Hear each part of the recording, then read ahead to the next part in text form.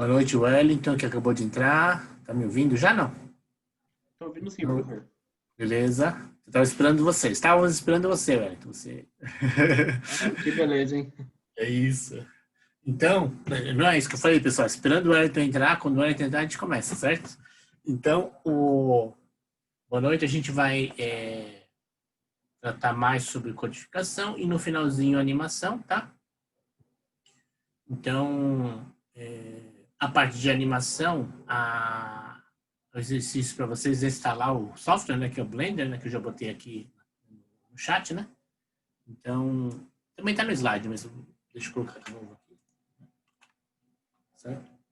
Então, a gente vai tratar desses tópicos aqui, tá? Codificação visual, subamostragem nas cores, né? E a gente vai começar com codificação por transformadas, que é a DCT, tá bom? E também falaremos da quantização dos coeficientes. Há um exemplo no slide e a gente acaba não fazendo exercício, tá? Então, pode ser que no próximo, acho que é melhor fazer depois do laboratório. Depois do laboratório a gente faz algum exercício sobre quantização, tá bom? Dos coeficientes. E quinta-feira é o laboratório dessas duas partes, tá? Então, deixa eu abrir aqui o slide. Aqui, então, a gente já viu a percepção, né?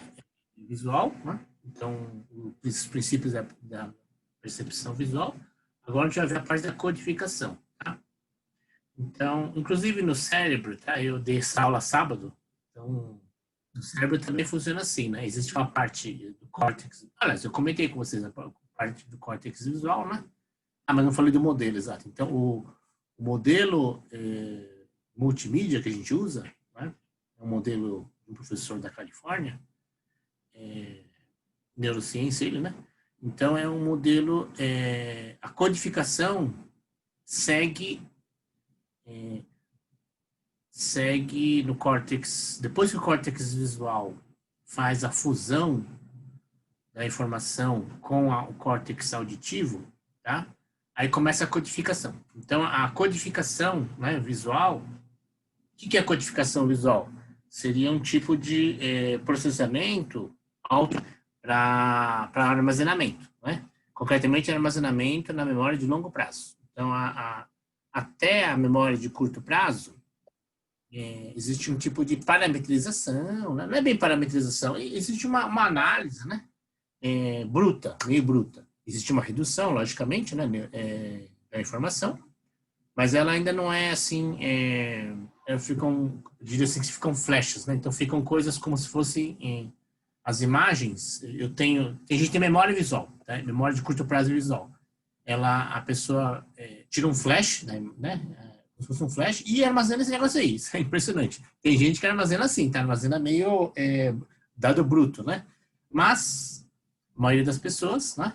Normais, né? Ou digamos assim, menos avançadas, né? Então, elas têm que fazer a codificação visual. E essa codificação visual, ela necessita que seja feita uma redução de dados, redução não, uma fusão de dados com os outros sentidos. E o sentido que mais comumente se funde é o da audição, tá? Então, 92% dos casos é assim que acontece, né? Então, existem outras fusões, visão com tato, mas o 92% dos casos é visão com audição, tá? E aí, quando você faz essa fusão, aí aparece a codificação, tá? A codificação, e ela predominantemente é feita no sono, tá? Quando a pessoa dorme. Bom, isso, acho que em algum momento a gente vai falar, né? Mas se não falar, eu comentei aqui, né? Então, vamos lá. A codificação, né? Independente se ela é no cérebro, perceptivo ou cognitivo, tá? Existe uma fusão perceptiva. Nos neurônios, eles vão, de alguma forma, diminuindo as informações, tá? Então, não é milhões de dados que vão chegando sempre no cérebro, tá? No córtex visual. Então, existe uma pequena redução. Então, a fóvea, como está escrito aqui, né? Ela realiza uma fusão de dados. Então, ela pega os dados e vai categorizando eles. Lembra daquela uma aula de codificação inicial que a gente vai jogando nos bins ou os containers, né? Vai jogando nos containers. BIM já é histograma, né? Então, vai jogando nos containers, e os containers têm os rótulos. A Fóvea faz isso. Ela já vai aproveitando, né?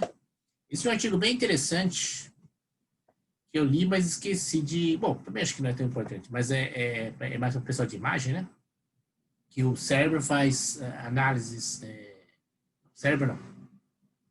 Córtex visual primário faz análises horizontais, verticais e zigue-zague, tá? Ele faz redução de dados nesse sentido aí. Bom, depois, como podemos transmitir com segurança as informações visuais importantes? Aí já precisa de codificação, de cognição, né? Pelo menos percepção. Como eu tinha comentado anteriormente, né? Na introdução, a percepção é uma fusão de sentidos. Então, muito comumente você faz a fusão entre a informação visual e a informação auditiva, né? Então, esses dois sentidos fazem a percepção. E aí, quando você, em cima disso, você faz uma codificação, faz uma associação de sentido, a gente fala, né? Porque às vezes a gente fala termos não apropriados, sentido não na ideia dos 5 sentidos, a ideia de significado, né? Então, quando a gente conecta sentidos diferentes, audição e visão, isso é uma percepção, tá? E já tem alguma cognição aí. A gente já fez uma categorização, né? E já fez uma fusão já de uma forma cognitiva. Porém, a gente depois dá uma etiquetada ainda. Então, nessa hora aí, que seria aquele diagraminha que eu tinha falado, exemplo de codificação, seria um tipo de etiquetagem, né? Na hora que a gente acaba dando um nomezinho, algum código, né, para essa informação já fundida, aí a gente já está preparando para guardar. Porque, na verdade, a ideia é que eu preciso compactar. Tudo que eu guardo na memória de longo prazo não pode ser bruto, tem que ser resumido, né? Tem que ser resumido. Então, vou dar um exemplo aqui, né? Então, aqui eu tenho na esquerda, né? Na esquerda aqui, né? Eu tenho um tronco, né? Com umas pedras aqui, uma imagem preto e branco, né? Então, quando você faz uma correlação de imagem, né? Com pixels adjacentes, acontece esse gráfico aqui esse gráfico 2D, né? De plot, né? Comum, né? De amostras, né? Então, e vai colocando as correlações, né? A correlação sempre é 0 a 1, né? Seja no X, seja no Y, mas aí existe uma grande correlação na diagonal. Então, é isso que acontece aqui, né? Então, apesar de ter informação nas diagonais aqui em vários lugares, mas onde o tronco está... onde tem um tronco, né? Então, uma informação matemática, que é a correlação básica, né? Entre pixels adjacentes, acaba dando essa informação na esquerda aqui, né? Na direita, perdão, que é dizendo que tem alguma coisa, né? Que tem uma imagem que está mais, com coisas adjacentes, mais concentrada na diagonal. Isso é um jeito é uma transformação matemática, né? Uma operação matemática simples que consegue reduzir a informação, tá? Então, poderia, digamos, responder assim, ó, tem mais informação nessa diagonal aí. Eu nem sei o que é, mas é o que está dizendo essa informação codificando assim, né? Certo? Aqui, né? Na nossa Lena, de novo, né? Nossa modelo aí. Então, se a gente pega a informação da esquerda, que é a foto dela em preto e branco, se a gente faz um histograma e faz bom, histograma, né? Então, e aí um histograma simples, que onde tem dado é branco e onde não tem é preto, né? Só para contrastar com a imagem, né? Digamos que ela não representa muito bem, né?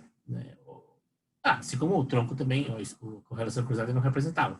Mas ela dá uma ideia, né? De que se você pegar luminância de pixels, né? Então, onde está a imagem, né? Onde que está a informação? O que a gente não sabe o que é, mas, de novo, né? Onde está a informação acaba dando... Tem uns picos a mais aí, né? Que tem a ver com os olhos, né? Talvez. Então, o nariz, né? Então, engraçado, né? Onde dá a face tem detalhes, o histograma acaba dando picos, né? Que devem ser nos olhos e no nariz, tá? Aqui, acho que é no rabo, no cabelo, talvez, né? Não. Eu acho que é perto dessa faixa aqui, tá vendo? Bom, tudo bem. Não é processamento de imagem essa matéria, né? Então, um pouco de teoria da informação, que a informação, né? Não pela engenharia da informação, mas o H da informação, né? É uma medida estatística, tá? Que descreve quanta informação, em média, a gente precisa para descrever o X, né? Tá bom? Então, P de X é, por exemplo, a entropia, né? Tá bom? Log 2 é a probabilidade, certo? O que acontece se não sabemos a probabilidade dessa variável aleatória? A gente tem que aproximar, né? Então, em geral, a gente chuta, né? Então, em modelagem estatística, a gente tem várias...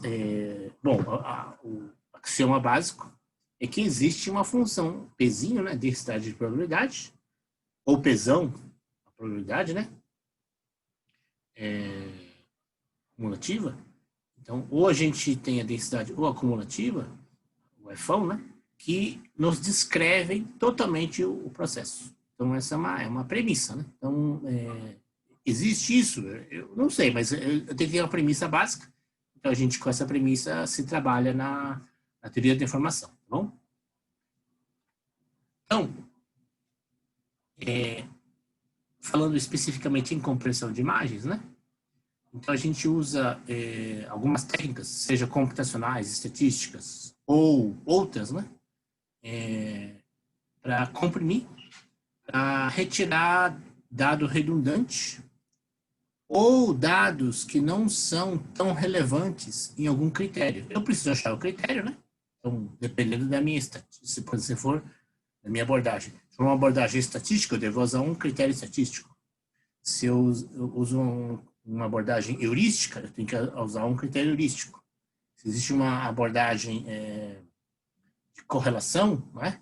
Eu tenho que usar algum modelo de correlação para entender o que é mais relevante ou menos relevante, certo? Então, para reduzir a redundância de dados, né, acho que uma premissa inicial, um point, né, um target inicial, é ter menos dados para guardar, como eu falei na memória de longo prazo do caso do ser humano, né? E no caso de tratamento de dados, para ter menos dados que analisar, né? Como eu falei na codificação básica lá do sistema dos slides da aula introdutória, né? Se eu tenho containers específicos com etiquetas específicas, eu tenho uma prioridade em quantidade de dados em cada container, certo? Então, a gente pode classificar as técnicas básicas de codificação, tanto de imagem quanto de outras, né? Mas imagem, no nosso curso aqui, imagem e áudio e voz, tá? Em dois tipos, né?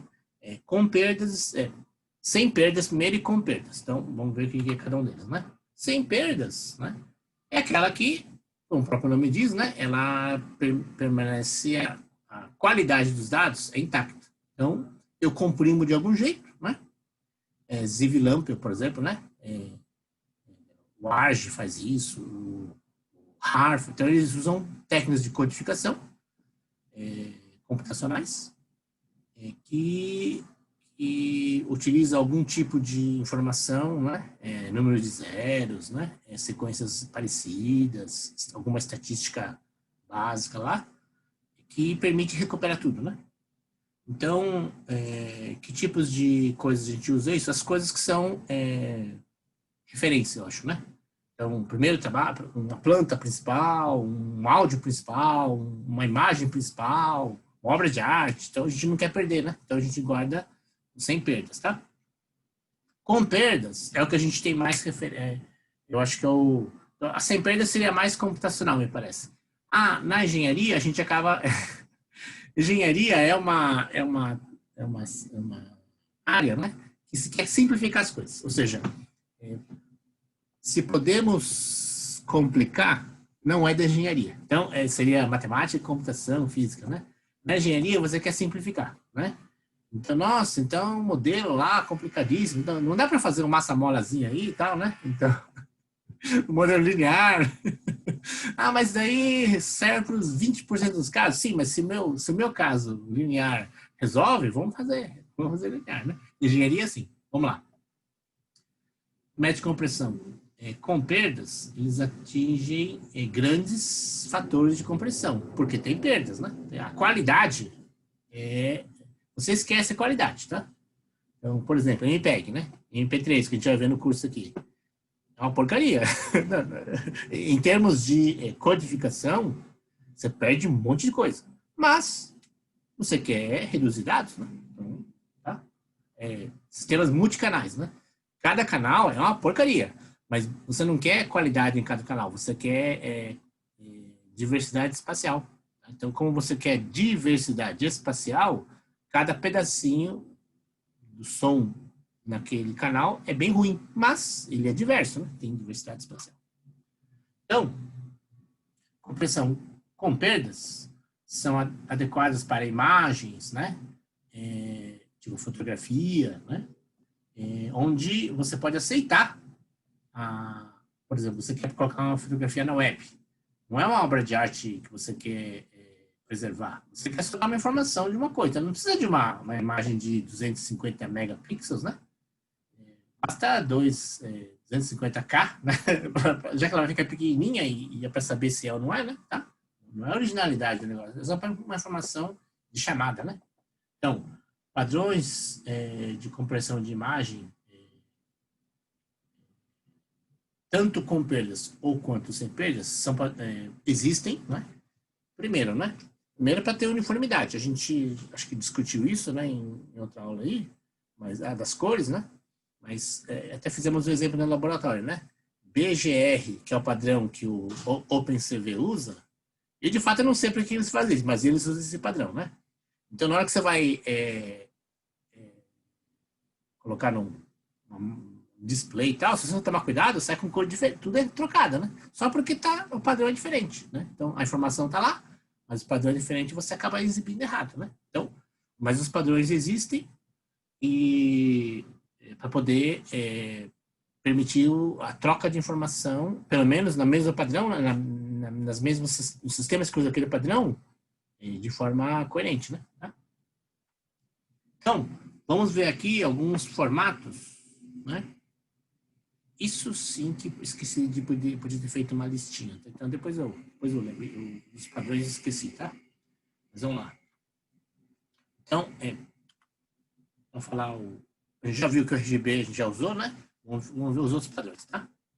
Então, vamos lá. Primeira coisa que a gente vai ver é a diacho da correção gama, né? O que é que diacho? A correção gama vem do seguinte, pessoal. Eu tinha a gente tinha captação analógica de imagem, câmera, né? As filmadoras eram analógicas. Então, na hora que você capta numa filmadora analógica, a filmadora fazia assim com a imagem, né? Ela varria a imagem. E ela tinha que fatiar a imagem. E esse processo de fatiamento da imagem gera diferença de luminosidade e, concretamente, de cor. A cor, tanto a luminosidade quanto a cor, tem mudança. Então, tinha que existir, é um processo não linear de aquisição, então precisa de uma correção não linear, tá? Então, existiam áreas com menos luminosidade e saturação menor e outras com mais luminosidade e saturação maior, tá?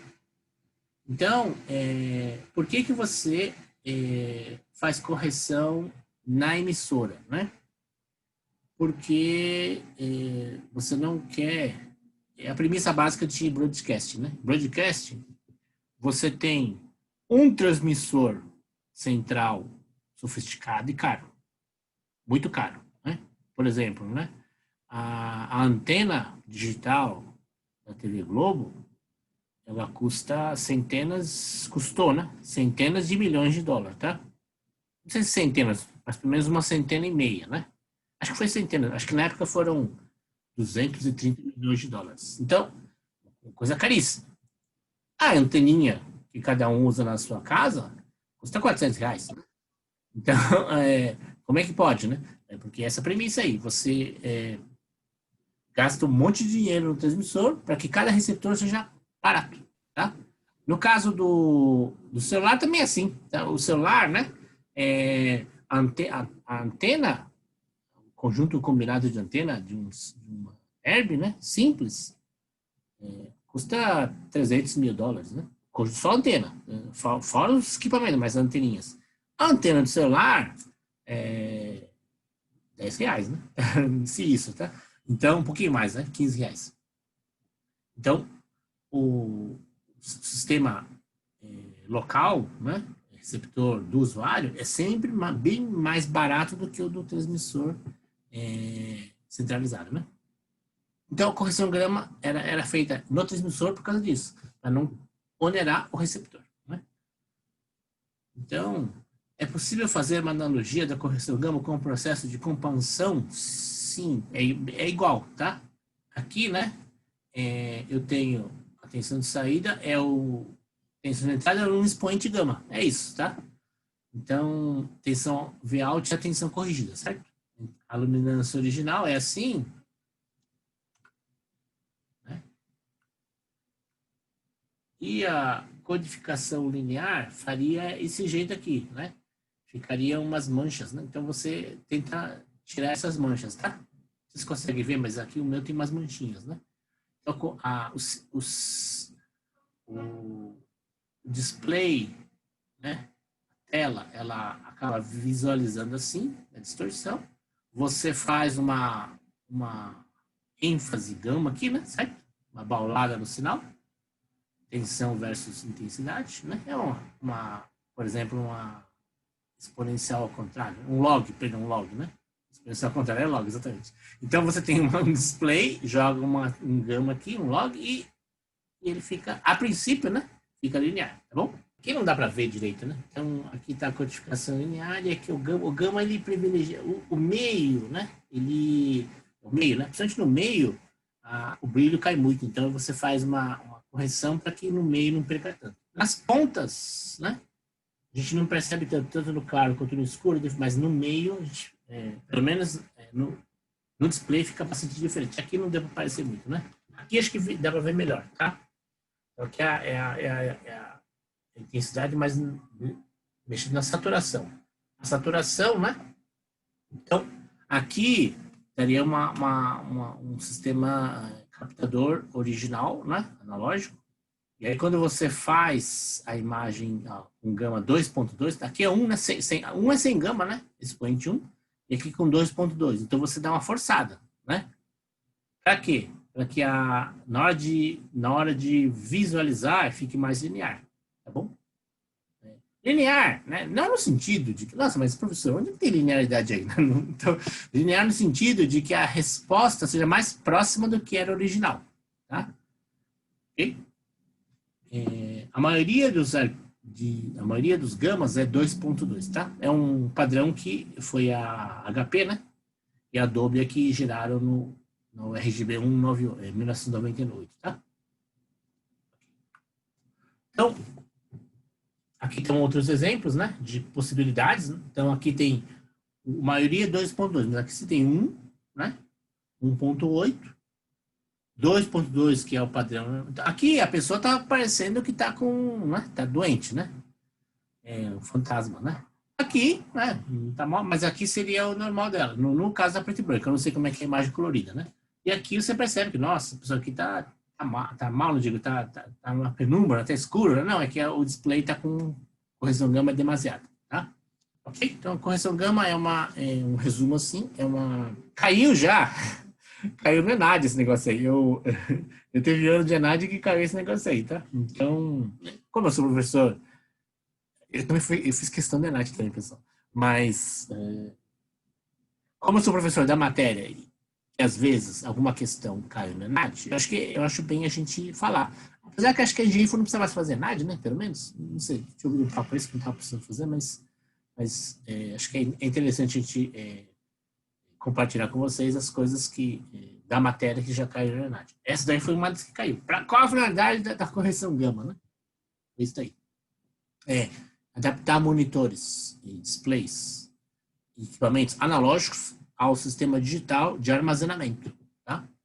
Porque você tem que armazenar o certo. Depois você adapta aonde for necessário, né? Se você armazena já de uma forma distorcida, na hora que você vai reproduzir, vai distorcer mais ainda, né? Então, a ideia é armazenar o mais próximo da realidade, né? Essa é a ideia do linear, né? Tá?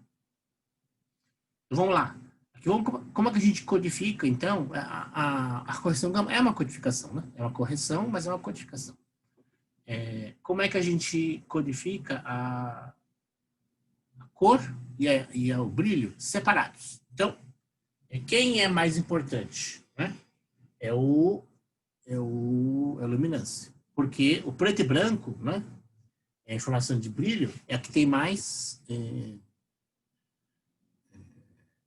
o nosso sistema visual é a mais importante. Mas não é só por causa disso. Por que a gente coloca mais informação na luminosidade, pessoal? Eu não sei se vocês lembram disso. Uma pergunta valendo um bônus aí no chat. Por que a gente dá mais prioridade para a luminosidade? Se não saiu, chute aí, né? Você sabe que algo está lá, pode ser mais vantajoso na hora de fugir. Essa foi uma resposta que eu dei no caso do ser humano, né? Tá? Mas esquece, imagina que agora não é mais só gente, agora não é mais a pessoa, agora é sistema de, carro, uma antena, né? Um avião, né? Tá bom? Então, outras coisas que não é mais só, isso daí não, tá certinho por causa da sobrevivência das pessoas. Mas e por que nas imagens em geral é importante a luminosidade? Mais importante a luminosidade? Tem a ver com a percepção dos bastonetes, tá? Os bastonetes percebem o que eu vou falar. As bordas, pessoal. As bordas. Os bastonetes fazem as derivadas, né? Tá? Então, os contornos das imagens. Então, a gente até pôs uma imagem aqui no começo, né? E não é à toa que existe uma área de processamento de imagem que é o processamento de borda, tá?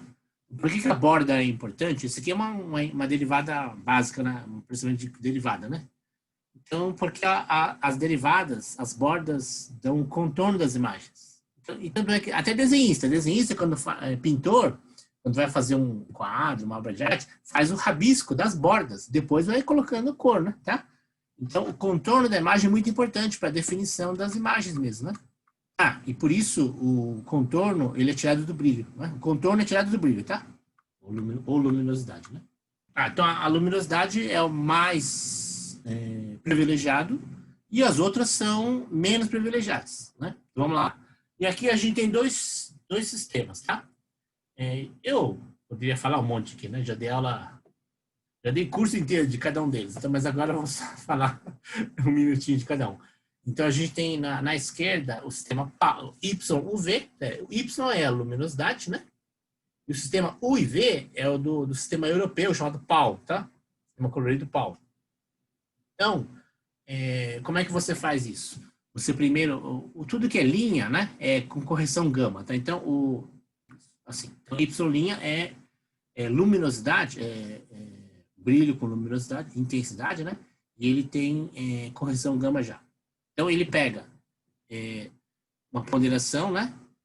30% mais ou menos de R, 59% de G e 11% de B.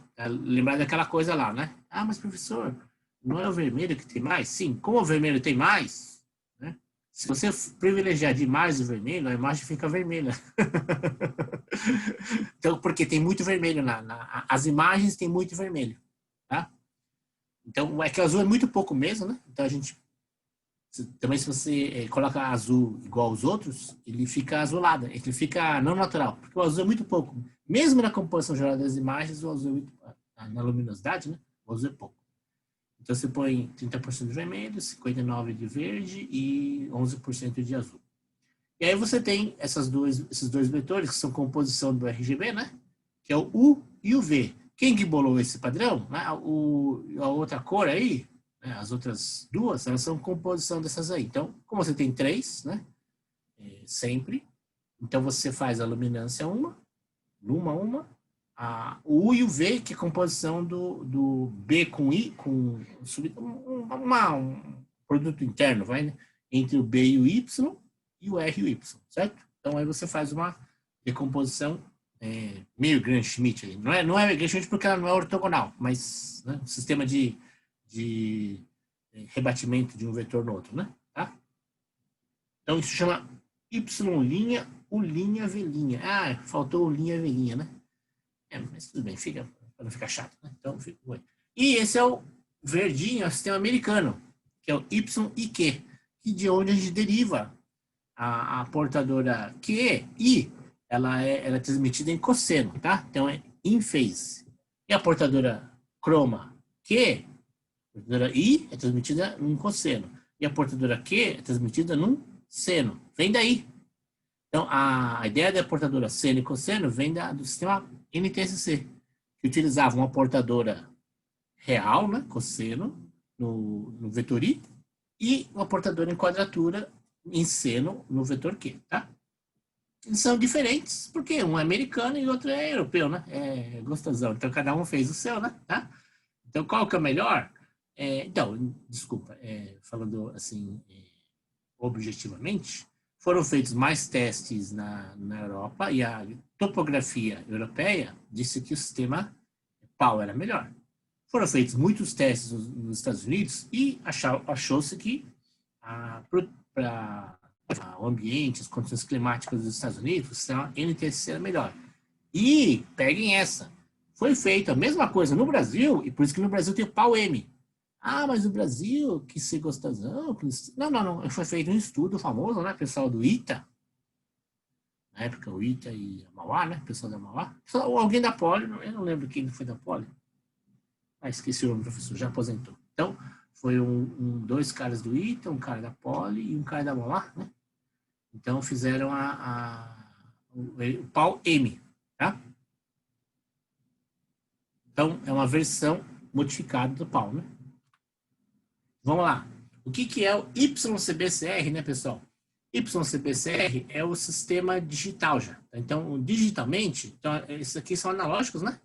Digitalmente, você bolou de outro jeito aí. Então, você tem sistemas CBCR. Puxa vida, por que chamou esse nome mesmo? Não, aqui já tem, né? Já tem a questão do byte, né? Do número de bits, né? É um byte, o offset do 128 para deslocar no zero, né? Tá bom? O zero ficar no meio da escala. Então você tem, é só uma adaptação ao sistema de byte, né? Tá? Por cor, né? Tá bom? Então você tem o CB, que ele é desse jeito aí, o CR, que é desse jeito aí, no sistema SDTV, que é um padrão digital aí. E aí o outro padrão, do HDTV, que utiliza outro, parecido, né? Bem parecido, né? Bem parecido, só, né? De novo, uma frescurinha aí de padrão, né? Tá bom? Aqui foi frescura mesmo. Aqui não teve nada de topologia, né? De coisa analógica, acho que tem muito mais sentido de você ter que fazer teste de campo, tá? Não que o digital não tenha que fazer, mas aqui não foi feito isso, não. Aqui foi feito diferente. Para quê? Para vender televisor diferente. Então, para que tivesse mercado de televisor específico para Europa, mercado de televisor específico para os Estados Unidos, Japão, foi aí guerra de fabricante. Então, cada fabricante quis ter o seu, nada de se a qualidade da transmissão é melhor ou pior, não. Foi só frescura mesmo para garantir mercado. Tá? Subamostragem de crominância, o que é isso? Né? Como a gente disse, você tem que retirar a informação que ela não tem tanta importância, a cor é uma delas. Então você vai tirando, tá? Então vamos lá. Após a transformação, a componente de luminância é deixada com resolução total. Você nunca detona a luminância, né? Então quando você tem toda a capacidade de cor,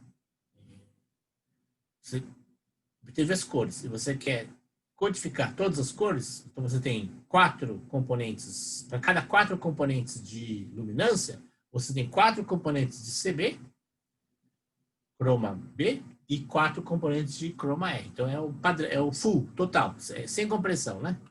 Agora, se você quer comprimir, aí você vai reduzindo. Então, você reduz metade do CB, 1/4 do CR, chama 4-2-1.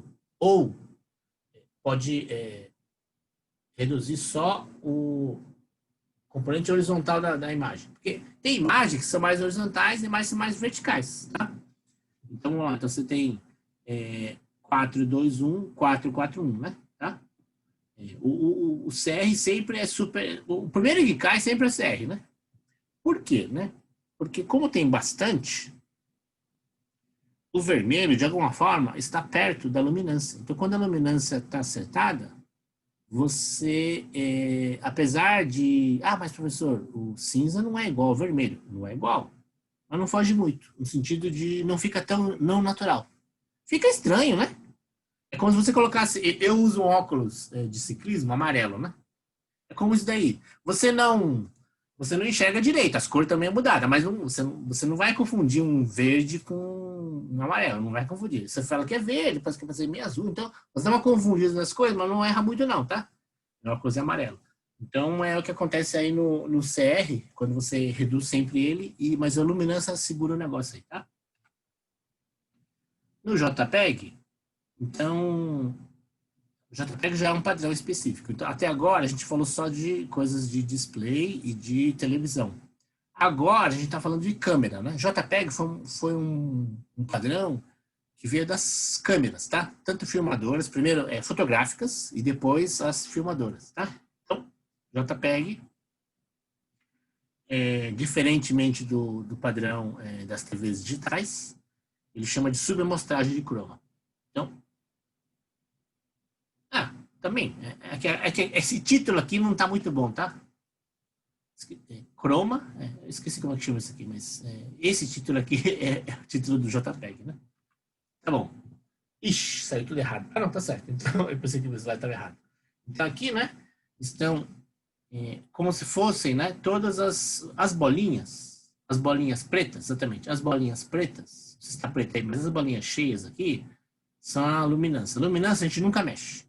Então, aqui, a bolinha vazada, ela é a CB e CR juntas. Então, se você tem tudo, para todos os pontos, todas as cromas, ela é 4-4-4. Aqui já é 4-2-2. Então, você tem todas as luminâncias e metade das crominâncias. Tá? Aqui, é uma representação. Né? Aqui já tem, para cada quatro informação de luminância, só uma de crominância. Então é 4-1, tá? Ok, eu sei. E aqui tem um pior ainda, né? Para cada 4 de vamos pegar aqui, né? 4 de luminância, tem 2 informações de CB e nenhuma de CR. Né? Então, como eles são vetores, né, componentes, então nem no eixo ele fica fora do eixo, tá? Então, o vetor, né, quando ele tem os dois, mas se some um, ele desloca. Então, o ponto da constelação nem fica mais casado no eixo, né? A cartela saindo. Então, e aqui, né, ó, visualmente, aqui eu tinha 8 informações, certo? De cor. Aqui eu só tenho, no mesmo espaço aqui, eu só tenho 6. Então, tá claro que aqui, né, tem menos informação do que aqui. Aqui é pouco, né? Mas aqui é menos ainda, né? Tá? Ok? Ah, mas professor, isso aí vai ficando ruim? Vai ficando ruim. Cada vez pior, né? Paciência. Mas tem aplicação que nem percebe, tá? Então tem aplicação que nem percebe. Vamos lá. JPEG é parecido, só que a representação é diferente, né? Bom, é só uma questão de como o padrão, como a norma é referenciada, né? É bem parecido, só que a representação é diferente, tá bom? Vamos lá. Alguma dúvida? Então a gente passou essa parte mais fenomenológica da aula, né? Essa primeira parte da aula. Alguma dúvida nessa parte das cores, pessoal? Da codificação das cores? Tá bom. Então, agora vamos falar o que é codificar por transformar. Então, basicamente, o que a gente vai falar agora é o seguinte, né? Existe a possibilidade, sempre existe a possibilidade de você escolher, né, a própria representação no vetor, né, um sistema de cores, 3 cores primárias, como o eixo cartesiano do Descartes, né? É uma redução de dados, né? É uma forma de você simplificar a sua representação. E você pode fazer, né? Quem bolou isso originalmente foi o Fourier. Não foi o primeiro, mas que a gente conhece bastante, né? É muito próximo da gente na engenharia. Principalmente na engenharia elétrica. Fourier fez essa representação por harmônicas, né? Senos e cossenos, tá? Sinais harmônicos. Então, você consegue fazer um espaço de transformação. E nesse espaço de transformação, onde você pega o seu sinal original, a sua informação original, e você começa a ver padrões que você pode acabar podendo descartar. Então, essa é a ideia, né? A representação por harmônicas é isso. Você pega sinais e joga eles do domínio do tempo para o domínio da frequência e analisa, então essa é uma análise. E aí você pensa ou verifica como é que é na frequência aquele sinal. Então você fala assim, nossa, esse sinal aqui, a partir de 8 kHz, ele já não importa muito. Então a voz, né? A voz humana, quando você... a gente sabe, por experiência, que a voz humana não é um violino, né? Então, nossa, o violino, ele tem um som que me incomoda, né? Então, por quê? Porque o violino tem componentes de frequência, 7, né? kHz. Então, a primeira harmônica vai lá para 14 kHz. Então, o violino é um som estridente, um som, né? Então, a voz humana não tem isso. A voz humana, depois de 7K, quase não tem mais nada, né? Tem, mas não tem tanto. Então, quando você analisa na frequência, você pode categoriza na frequência, né? Através da análise de Fourier, da análise de frequência, você pode ir delimitando bandas e fazer uma escolha do que você vai querer representar e utilizar, certo? Então, essa é a codificação, concretamente, Fourier fala no domínio da frequência. É a mesma coisa aqui. Então, a gente vai fazer por transformada, a gente vai fazer uma transformação matemática e vai analisar o que privilegia e o que não privilegia, certo? Então, o sinal é mapeado a partir do domínio espacial. O espaço, que quando você tira uma foto, né? Então, a foto, o que ela é? É um instante de brilhos e cores, tá? Então, isso é uma foto. Quando você tira várias fotos, elas vão variando no tempo, mas uma foto só é uma amostra espacial de brilhos e cores, né? Então, você faz você pega o domínio do espaço, né? Espaço de brilhos e cores, de um instante, de um flash, né? Um flash, e você vai colocar no domínio transformado. Então, não se pode falar mais em frequência. Se fala no domínio da transformada, tá? Em Fourier se fala tempo e frequência. Na imagem não é assim. Na imagem é um instantâneo, onde você, naquele instante lá, você tira brilhos e luminosidades e cores, né? No caso, RGB. Então, o sinal pode ser uni ou multidimensional. No caso de uma foto, né? Como a gente conhece, ela é bidimensional, né? E as transformadas mais utilizadas são as ortogonais, porque você consegue ir e voltar. O que você faz pode dar perda, mas a transformada não dá perda. Então, quando você trabalhar no descarte, então a gente vai ter alguma ferramenta que gera um outro mapa de informação. E em cima desse mapa de informação, a gente vai descartar alguma coisa. Retirar as ambiguidades, as redundâncias, né? Mas o processo de mapeamento não dá Não dá... não, pode dar perda, mas no caso das transformadas ortogonais, não dão perda. Né? Elas é perfeita na ida, perfeita na volta. Né? O processo não tem perda. Tá? A energia é preservada. Então, essa é a ideia. Né? Então, professor, como é que é a lei da conservação da energia? Energia da informação. Né? Então, você está num domínio parcival, né? E o quadrado daquele domínio lá, né? Somatório do quadrado dos elementos é igual ao somatório do quadrado dos outros elementos. Então, a energia, né? De um espaço para o outro é preservada, né? A gente vai usar a gente vai analisar duas transformadas que são padrões, né? O padrão hoje só a transformada discreta cosseno. Na aula que vem, não sei se vai ser a aula que vem ou a outra, a gente vai analisar wavelet, tá? São os dois padrões mais, que são mais difundidos, os que mais são usados, né? São os padrões mais usados, né? Então, qual a vantagem da ortogonalidade? Então, o professor Celso, né, bolou um slide aqui, né?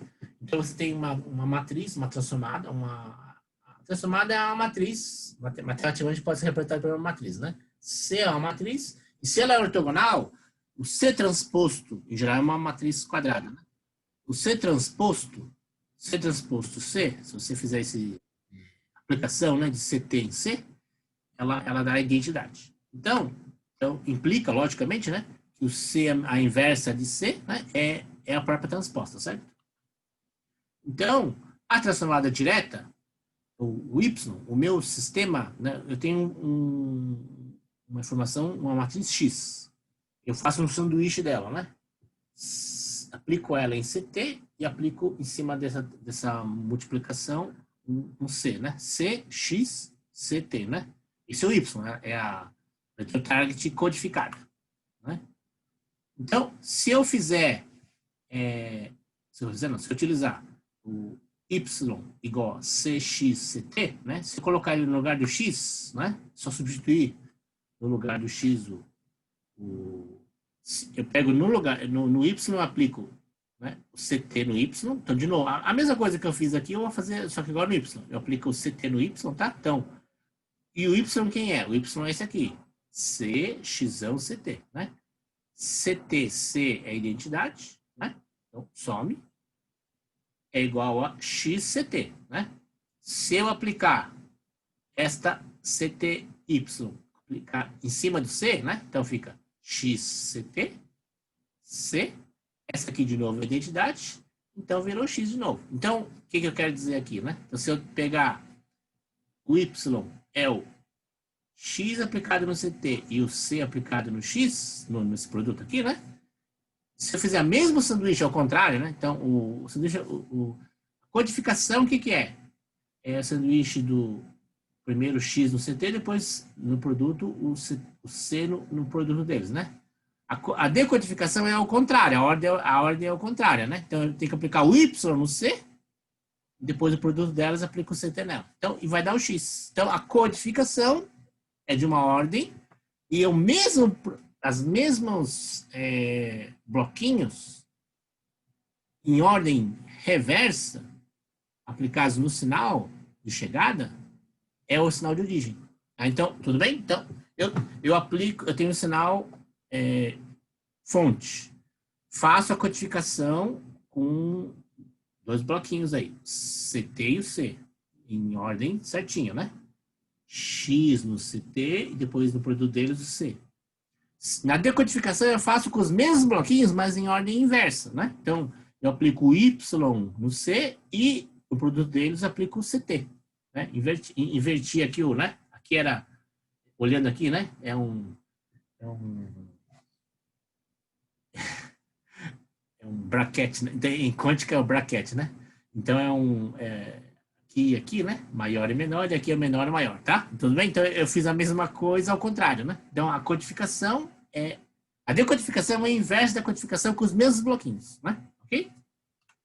Então, a transformada inversa é a mesma, usa os mesmos elementos da transformada direta, só que em ordem invertida, tá? Vamos lá. Então, como é que é feito isso no codificador típico? Desse jeito aí. Então, você tem uma imagem, X vetor, né?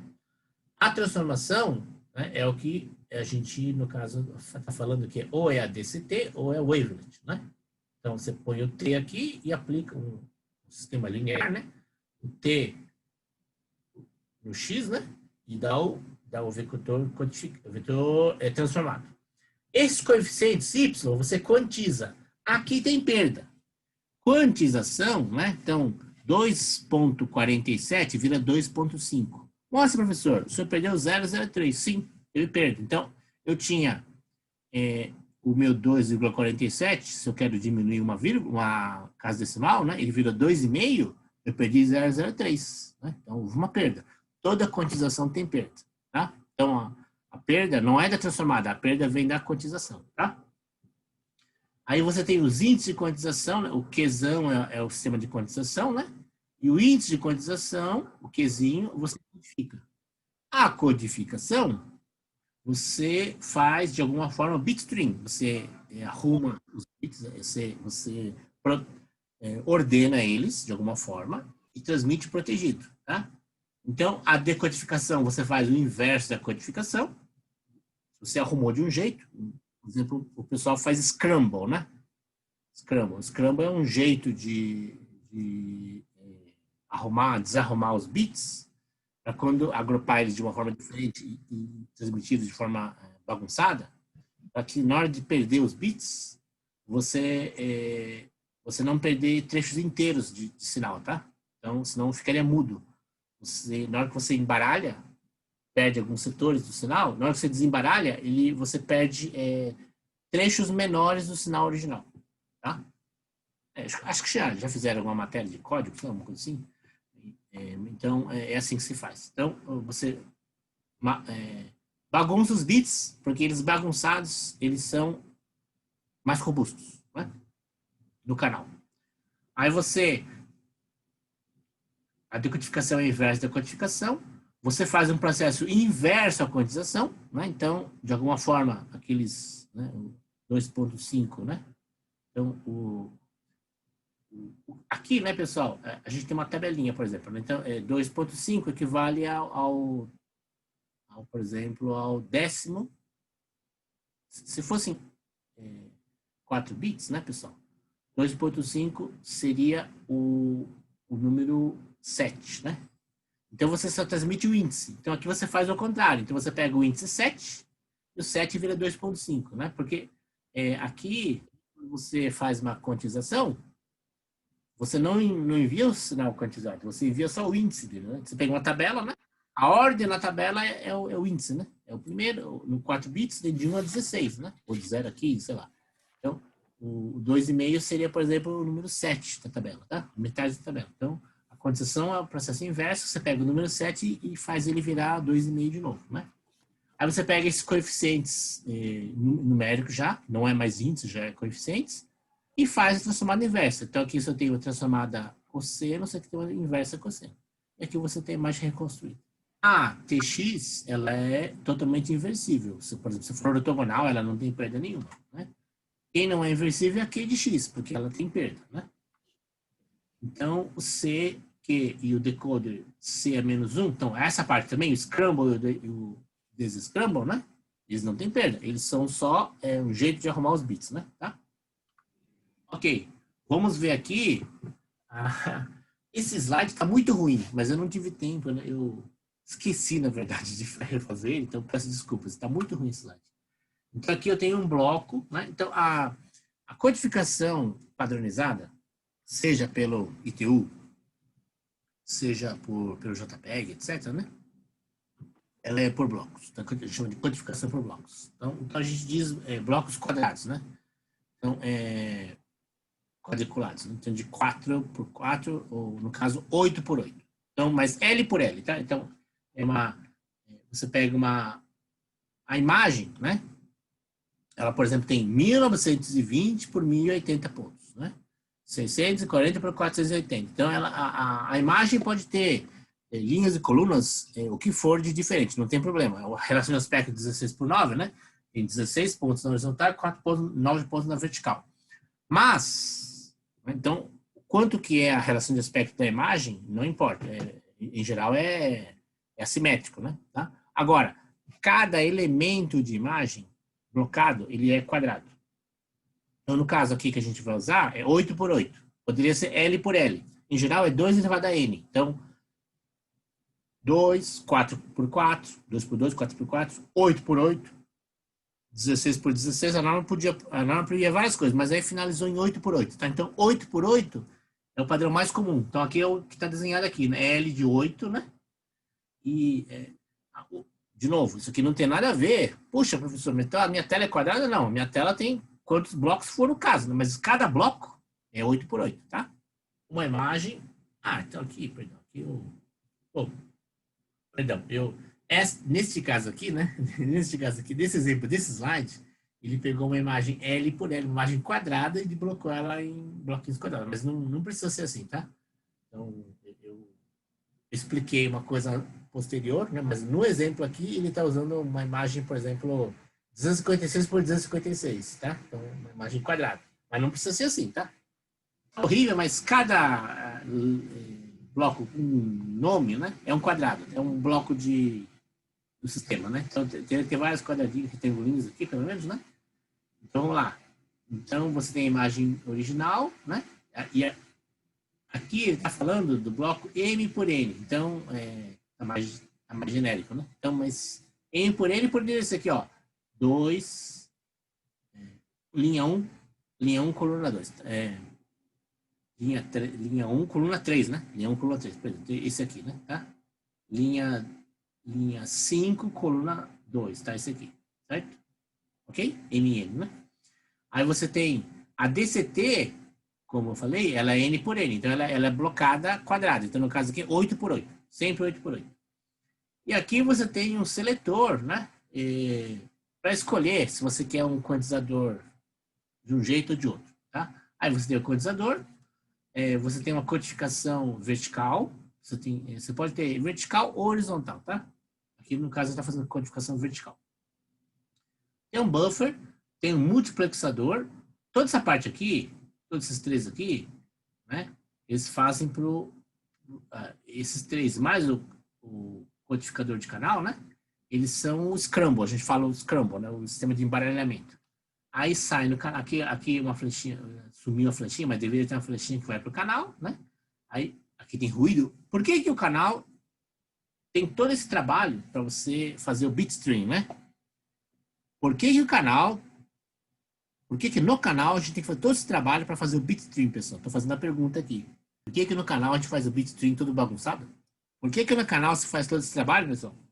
Para ter maior robustez na transmissão, certo? Bruno falou para não ficar com texto. Então, o que eu falei é o que acontece, né, quando não protege, mas o termo certo é o que o Renan falou, robustez. Então, codificação de canal é para que o sistema seja robusto ao ruído. Então, no fundo, é por causa do ruído.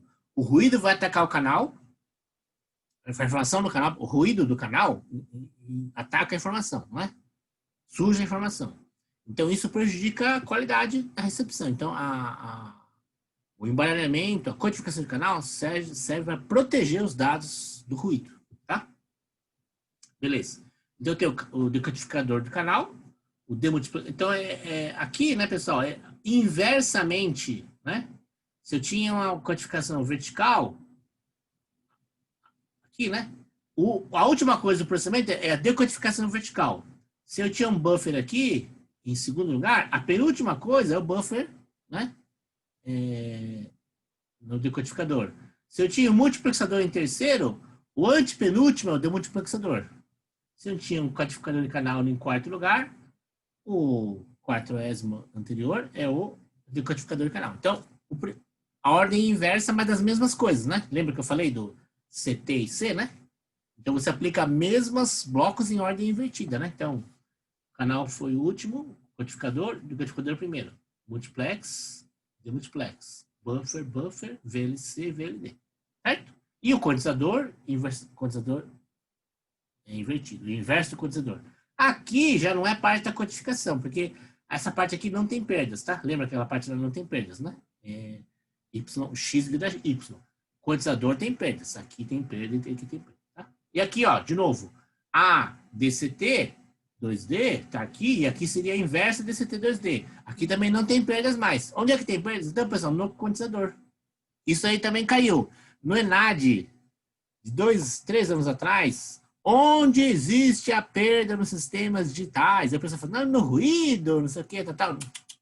No sistema, ruído não dá perda, não. Ruído dá ruído, né? Dá interferência. Quem é que tem perda? Quantizador. Quantizador e o dequantizador, tá? Então, a perda não vem do ruído, o ruído dá interferência. Quem que gera a perda? O quantizador. Num sistema de comunicação, quem que gera a perda? O quantizador. Tá bom? Caiu no ENAD isso aí, tá? Vamos lá. Uma versão simples de codificação de imagem por transformada é mostrada, já falei, né? Generalizando, a imagem original podia ser, exatamente, como eu falei, ela pode ser retangular, né? Não precisa ser quadradinha. O primeiro slide, inicialmente falava de quadradinho, né? Mas agora pode ser P por L, né? E o bloco também. O bloco também podia ser retangular, né? Mas a gente não usa. Os padrões aceitos ou regulamentados, né? Teve gente que propôs padrão com um bloquinho retangular, né? Mas não pegou. Então, os padrões aceitos são os blocos simétricos, né? N por N, tá? Aqui, né, pessoal, o que é o segredo, né? É que o que eu cotizo, o que eu desprezo e o que eu não desprezo. Eu desprezo aqueles que são menos relevantes na DCT e aqueles que são mais relevantes eu não desprezo. É a questão, pessoal, das harmônicas, né? Se eu tenho um sinal, né, fortemente baixa frequência, eu desprezo alta frequência porque ele é um sinal altamente baixa frequência, né? Tá? Tudo bem? Em Fourier, assim. Aqui, eu já vou dizer para você que a gente já fala o seguinte, ó, tudo que é alta frequência eu corto fora. Tudo que é alta frequência eu corto fora. Ou vou cortando, né? Por que eu corto alta frequência? Vão entender melhor o que eu tô falando, tá? Quem é mais velho entende melhor o que eu tô falando. Entende não? Vê melhor o que eu tô falando. Por que eu corto alta frequência, pessoal? Por que eu corto alta frequência? O que vocês acham? Gente velha, eu sou velho já, mas meu olho vai ficando fechadinho. Por que a gente despreza a alta frequência da imagem? Por que eu desprezo a alta frequência da imagem? A gente fica velho, o que vai acontecendo, pessoal? Com a vista? Ou vocês não estão enxergando? Porque nossos sensores naturais... Então não sei, Gabriel, como está a sua vista, né? A gente consegue enxergar sim, né? O sensor natural enxerga. O sensor natural enxerga. Mas pensa no que eu vou falar. Se você enxergar de longe, você consegue ver a letra miudinha? Tudo bem, não? A letra miudinha, se eu estou com o celular aqui a 60, 70 centímetros, eu estou enxergando. Se eu colocar a 1 metro, pouca gente enxerga. Se eu colocar 2 metros, cara, ninguém enxerga, né? Sinais de baixa frequência têm mais informação sobre as bordas. Sim, Bruno. Mas o que eu... é verdade, mas é uma questão de... é uma questão de percepção aqui, tá? Então, sinais de alta frequência, eu preciso estar mais próximo para enxergar imagem, né? Então, como a maioria das coisas não é na tela do computador, tá? É assim, trabalhando aqui. Então, mas em transmissão, a maioria das informações, elas são feitas para você ver de média, não é tanto de perto, é para você ver de mais distante. Ou informações grandes, tá?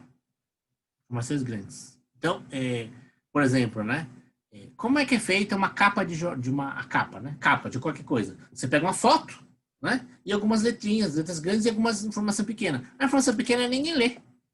Então, no sistema, nas mídias que a gente fala, nas mídias, o que é relevante é grande. O que não é relevante é pequenininho. Por quê? Porque eu vejo de longe, de relance, né? Entendeu?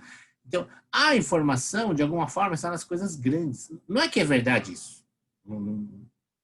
De repente, né? Para quem já tomou na cabeça com seguro, eu já tomei na cabeça com seguro, né? A professora Denise, né?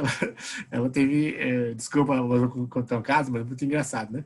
Ela teve um apartamento que entrou chuva Pinheiros, eu acho que era. Eu não lembro onde ela estava morando, mas a chuva veio e entrou na garagem e acabou com o carro dela. Aí ela falou assim, bom, tem seguro, né? Aí o diacho da letrinha de seguro estava escrito lá, esse seguro cobre tudo, tudo, tudo, menos quando a chuva entra no carro na sua garagem. Quando a chuva entrar no carro na sua garagem e o seu carro estiver na garagem do prédio, não cobre.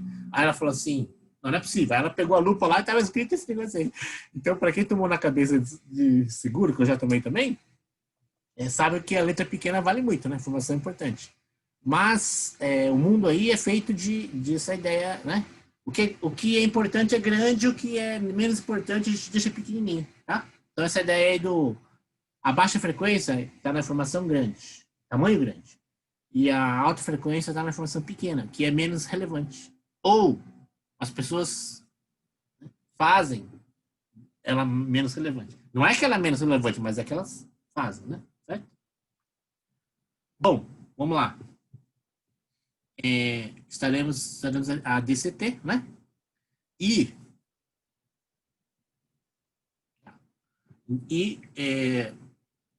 foi selecionada, né? Pessoal de imagem, né? Tá? Vários grupos de processamento de imagem, né? Trabalharam nesse negócio aí. Durante mais de uma década, se não me engano, 20 anos, né? E aí ela venceu. Tinha várias propostas, tinha seno, bilateral de Fourier, um monte de coisa aí, um monte de 4 versões de cosseno, 4 versões de seno, bilaterais, Hilbert, um monte de transformada aí, né? Mas acabou ganhando a DCT, tá?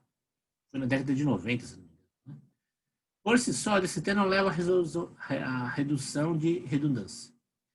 Necessita de técnicas complementares, como quantização, classificação, codificação e, inclusive, subamostragem. Então, quem que vai gerando a redução, a transformada não gera.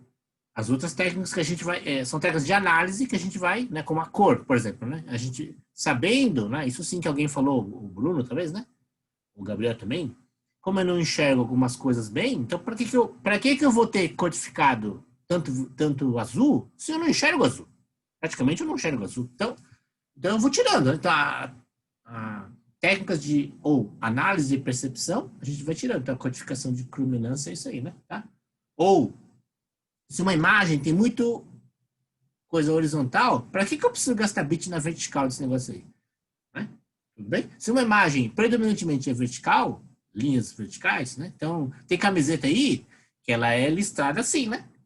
Tem camiseta de presidiário que é assim, tudo bem. Mas, bom, não sei, não lembro. Mas se a camiseta a minha é assim, né? Também não.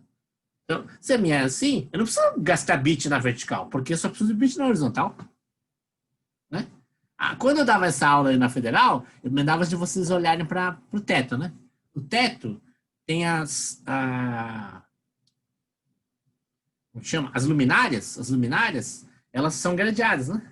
As luminárias, o gradeado delas, elas são quadradinhos, tá? Então aí, mas as fluorescentes, as fluorescentes são como? São numa linha, né? E não tem fluorescente, por exemplo, no Y, só tinha no X, né?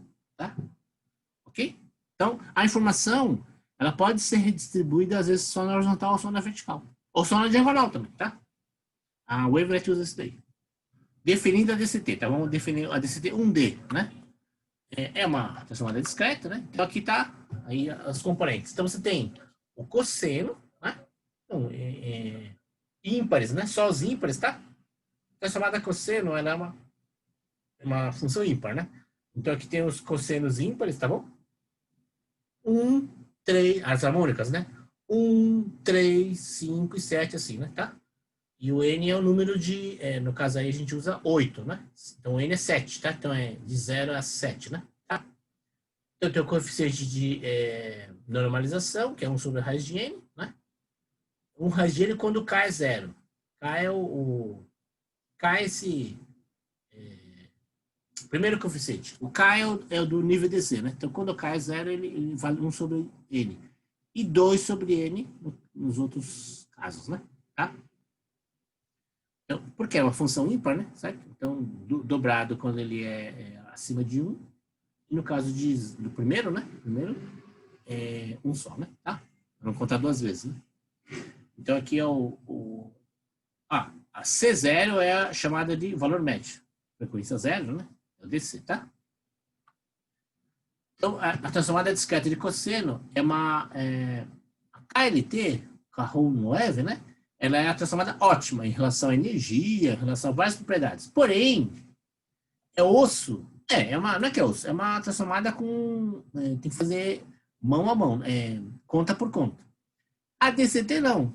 A DCT você tem a FFT. A FFT é um algoritmo que foi bolado pelo professor da geologia, que ela aproveita a simetria dos cossenos e dos senos, né? Então, como ela ficou rápida. Então, tem a Fast Fourier Transformer, né? Que você adapta para fazer a DCT, tá? Então, e como a DCT se aproxima da KLT, da transformada ótima, né? Então, a gente ganhou por causa disso. Isso aqui eu estou explicando o que o pessoal dos comitês do ITU, etc., né? Justificaram por que ganhou a DCT, tá? A desvantagem é que ela é em blocos. De fato, a DCT não funciona bem quando ela não é blocada, né? Por isso que a KLT ela pode ser qualquer coisa. A DCT funciona melhor em blocos, né? Sentido de otimizado, né? Porque a FFT ela funciona em blocos. A FFT funciona muito bem em blocos 2 elevado a n, né? 2, 4, 16, 32. Então, essa simetria da DCT, da FFT é que foi aproveitada na DCT, tá? Vamos lá. Então, quais são qual é o padrão, né? Esse é o padrão do JPEG. Então, JPEG que é utilizado na internet, que é utilizado na TV digital, tá? Okay. Aqui nesse caso aqui já é o 2D, tá? Então, aqui a gente falando da DCT 1D, né? E agora a gente está falando da DCT 2D, tá? Então, vamos lá. Você tem um bloco já 8 por 8, né? A imagem pode ter tamanho linha e coluna, o que for, mas cada bloquinho é 8 por 8. Cada bloquinho, então vamos pensar só, cada bloco tem essa sequência de processamento aqui. Cada bloco tem uma DCT, 8 por 8, né? Uma matriz 64, certo? O C lá, aquela matriz C, é 8 por 8. Você faz uma tabela de quantização, você já, depois da DCT, você já quantiza. Tá? Tem uma tabela de quantização aqui, que a gente vai vê-la. E aí, os componentes de alta frequência, você passa direto. A componente de baixa frequência, você faz uma proteção, você faz um DPCM aqui, né? Proteção. Fica mais robusto. Porque a nível DC é muito importante. Aí você faz um arranjo em zigue-zague desses coeficientes, faz um codificador por entropia, que também é estabelecido pela norma, e aí você tem o bitstream, né? Como é feita a decodificação? Mesma coisa, o que fez por último é o primeiro. Então, você tem o bitstream de entrada, né? Você tem o decodificador por entropia. Esse bitstream tem uma informação de cabeçalho que dá tanto a tabela da entropia quanto a tabela de quantização. Você faz o zigue-zague contrário, você faz o decodificador DPCM no nível DC e os componentes de AC você passa direto. Você faz a quantização inversa aqui, né? Tá bom? Com a tabela recebida da transmissão. Faz a transformada Fourier inversa, DCT, inversa. E aí você tem os blocos originais. Tá bom? Então, é igualzinho aquele esquema genérico, agora o esquema específico da DCT. Tá? E aqui estão os coeficientes, né? Os coeficientes lindos e maravilhosos da DCT. Tá? A norma, né? Então, a função de codificação está aqui. Você tem cada pixel aqui, né? Certo? Cada elemento de imagem 8 por 8 está aqui, né? Você tem, são 64, né? Combinações aqui. 16 por 16 dá 64. Então, 8 por 8 aqui. E é só substituindo os valores e você vai achar os coeficientes, então, os elementos ímpares de novo, né? 1, 0, né? 0 não. 0 não tem, perdão. É 1, né?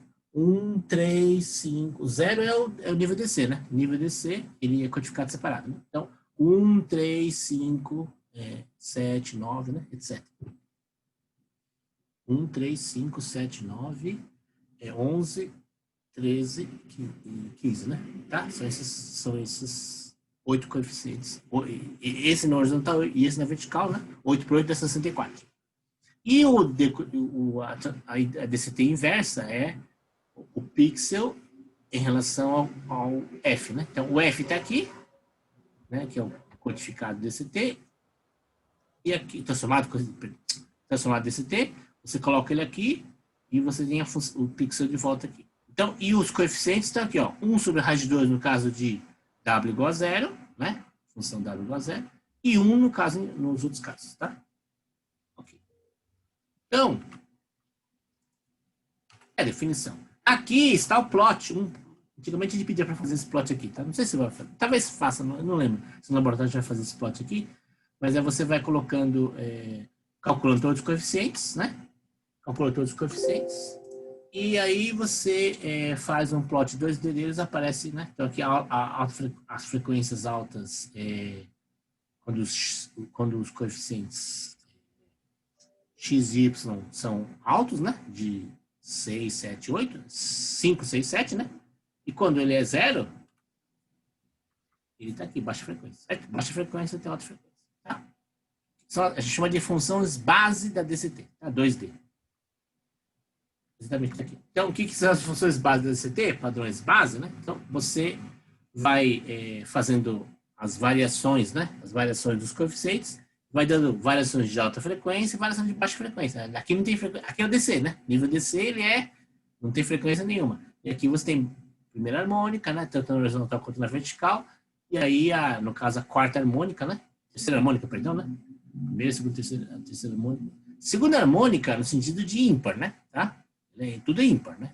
1, 3, 5, 7, né? Ímpar, né? Tá? Isso aqui é o K, né? K igual a 1, K igual a 2, até 7, né? Todos ímpares. Então, aqui você tem a maior frequência, tá? Então, aqui o exemplo, isso aqui seria o plot analógico, né? E aqui o equivalente dele digital, tá? Certo? O analógico, um nível aqui dá DC, né? E aqui é uma multiplicação. Isso aqui é multiplicado pelo pixel, tá? Essa função inteira multiplica o pixel daquele pontinho lá. Aqui, 4, 16, né? 16 variações aqui multiplicam um pixel lá, tá? E aqui ainda vai tem mais 4 aqui e mais 4 aqui, né? Porque ele é 64, né? Tá? 8 por 8. Separabilidade. Os coeficientes podem ser obtidos calculando. Então, você pode fazer, desse 2D, você pode fazer primeiro na linha e depois chegar na coluna. Faz todas as linhas, depois multiplica as colunas, porque elas são ortogonais, né? Ou você pode fazer todas as colunas para depois fazer as linhas, tá? Então, aqui tá, ela é simétrica, né? Bom, então, pode fazer todas as linhas, depois para fazer o processamento das colunas, ou ao contrário, né? Tá? Então, implementação da DCT, você pode fazer, né? Isso aqui é a DCT de não quadrada, né? Retangular, né? Tá? Então, M por N, você pode fazer DCTs 1D N pontos, N vezes, e aqui você tem DCT de M pontos, N vezes, tá? Então, você consegue fazer coisas retangulares com DCT unidimensional, tá? Mesma coisa, você pode fazer ao contrário, você pode fazer M pontos pela DCT das linhas e DCT de N pontos, M vezes nas colunas, tá? Então, inverter a ordem aí do processamento, e como ela é separável, vai dar certinho, tá? Aqui está a característica dos coeficientes, pessoal. Então, olha lá. Eu tenho DC, frequência 0, né? DC não tem frequência. Baixas frequências estão aqui até a metade. Frequências médias estão aqui mais até o 12. E 12 aqui, né? Então, e a alta frequência está aqui. Então, a gente tem, olhando, se for olhar isso aqui é pelas frequências. Se for olhar pela imagem, aqui eu tenho mais as bordas verticais. Aqui eu tenho mais as bordas horizontais. Aqui eu tenho na diagonal um cone de diagonais, tá? Cone, né? Fan, né? Fan de diagonais. E aqui nesse bico do triângulo, as altas frequências, tanto na horizontal quanto na vertical, tá? Isso aqui seria só pela frequência e aqui pela imagem, né? Pelas bordas da imagem. Resumo da DCT, tá? Resumo. Me alonguei um pouquinho. Coeficientes de baixa frequência tem maior magnitude. É igual a Fourier. A Fourier, que a gente utiliza em sinais, né?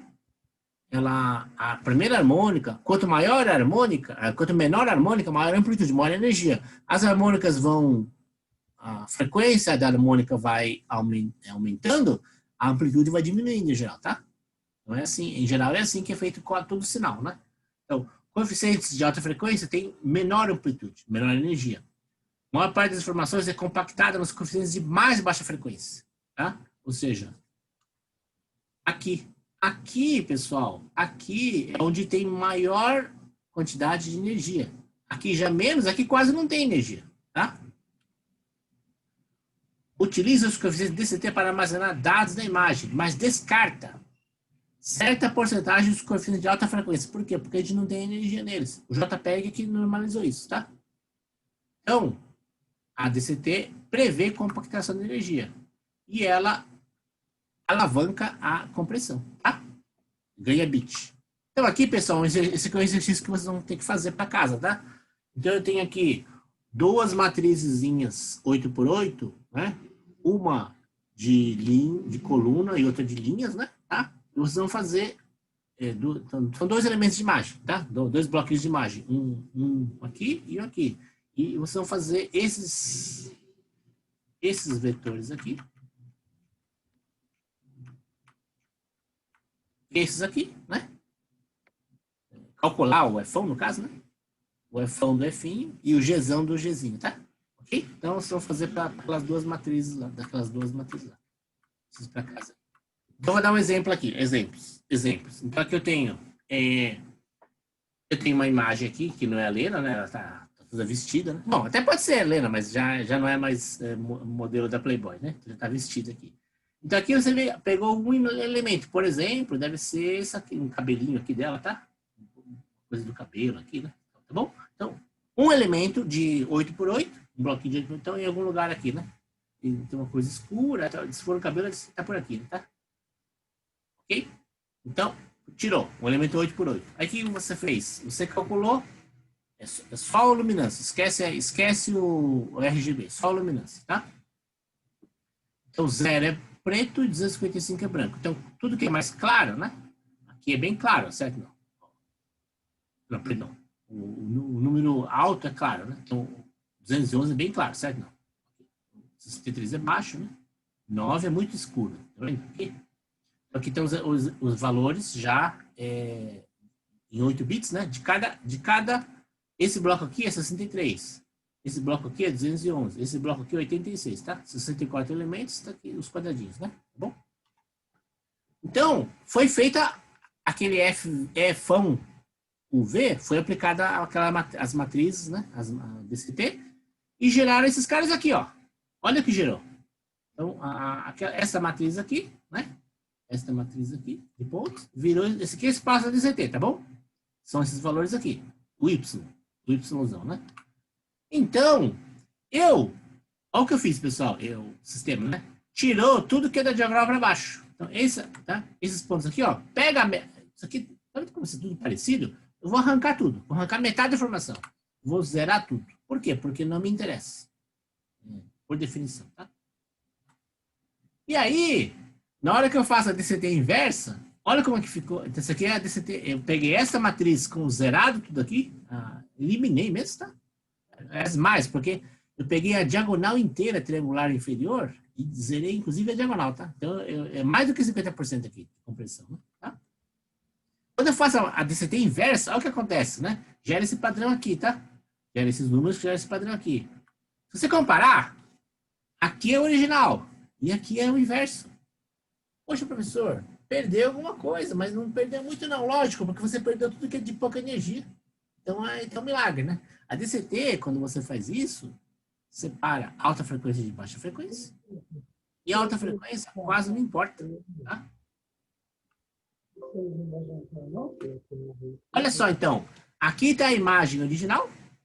E aqui ela sem quantização, hein, basicamente. Aqui é só desprezar mesmo, né? Desprezei, não quantizei, não, desprezei, tá? Aqui ela é reconstruída com mais de 50% de... Então aqui, sei lá, você tinha 100 KB, aqui ela tem menos de 50K e olha só, o original e o reconstruído é quase... Não dá para perceber a diferença, tá? Aqui. Aí, ó. Ó, uma hora é original, essa aqui é reconstruída. Essa aqui é original, essa é reconstruída. Original é reconstruído, tá? Bronzeado, então a pessoa se bronzeou e não percebeu, né? Nossa, ainda tem essa parte aqui. Puxa. Ah, sim, isso aqui é simples, né? Então aqui, pessoal, eu tenho o que aqui, né? Eu tenho da norma, JPEG, a tabela de quantização. Então, eu tenho, o que é? Eu tenho o F e o V tirado da DCT. O Q é normalizado. É a norma, né? Vamos lá. Então, aqui são os coeficientes Q, aqui a partir de cima, da luminância, e aqui os coeficientes Q da crominância R e B, tá? Percebam que aqui é tudo 99, né? Por quê? Porque eu desprezo um monte de coisa. Dividir por 99 cara, é matar mesmo, né? É matar mesmo. O número 250 dividido por 99 é 2, né? Então, mata ele, né? Professor, número 87 dividido por 99 dá 0. Tudo que eu dividir, tudo que for menor que 99, dividido por 99 vai dar 0, porque 0 ponto alguma coisa é 0, tá? Tudo bem? Então, depois eu faço um zigue-zague, né? Zigue-zague. O que é o zigue-zague? Esse aqui, ó. Eu tiro esse valor aqui, que é o DC.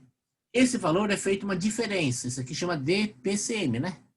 Codificação PCM diferencial. Eu pego o frame atual, o bloco atual, e subtraio o bloco anterior. É isso aí, tá? E o resto, eu faço um zigue-zague deles. Desse jeito aqui, ó. Tá? Faço uma codificação, né? Em zigue-zague. Então, aqui, ó, né? Eu tenho um exemplo. Eu tenho o originário aqui, ó, pessoal, né?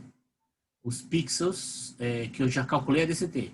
Por exemplo, esse pixel aqui, 235.6, a tabela de quantização é 16. Então, eu pego 256 dividido por 16, dá 14 alguma coisa. 14.7, se não me engano, né? Quando eu quantizei, virou 15. Tá? Esse número aqui, ó, 1.6 dividido por 56 dá 0.0 alguma coisa, tá? Na hora que eu quantizo por 99, dá 0. Acabou, tá?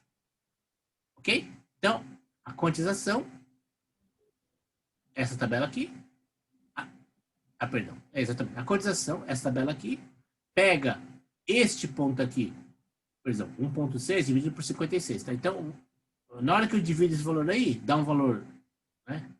0 ponto alguma coisa, e na hora que eu arredondo dá 0, tá? É só isso, né? Ok? Aí, pessoal, aí faz a quantificação, como se diz, zigue-zague, né? Então, esses aqui são os pontos já quantizados. Então, 0, zigue-zague, 0, menos 2, menos 1, menos 1, menos 1, 0, 0. Aqui, não, daqui para cima, né? 0, menos 2, menos 1, menos 1, menos 1, 0, 0, 0, 0, 1, né? Esse é aqui, né? 0, 0, 1, menos 1, 0. Ok. Então, aí vem para cá. Este aqui, que é o DC, apareceu 3 aqui. Por que o 15 virou 3, pessoal? Por que o 15 virou 3? Que é o DC. O AC faz zigue-zague. Por que o 15 vira 3? Professor, cosseno é par, não? Cosseno é par, é verdade. Cosseno é par, tá certo. Desculpa, então eu falei errado, cosseno é par.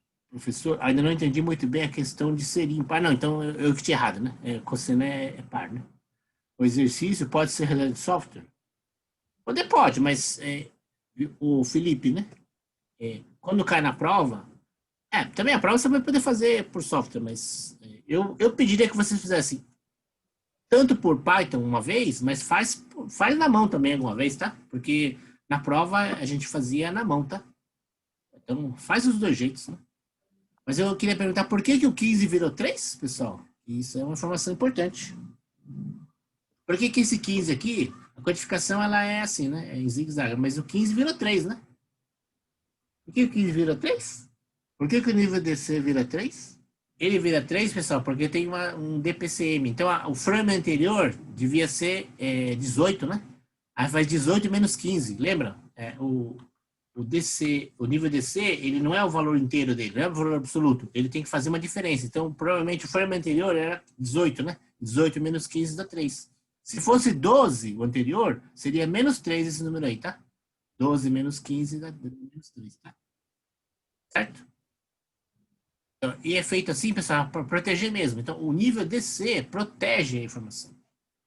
Se a gente retirasse toda a informação e só ficasse DC, ainda assim daria para reconstruir, tá, pessoal? Então, se eu perco toda a informação, toda a informação, de alta frequência, mesmo assim ainda dá para recuperar, tá? Pega essa, tá? Esse daqui, pessoal, eu não vou comentar, não.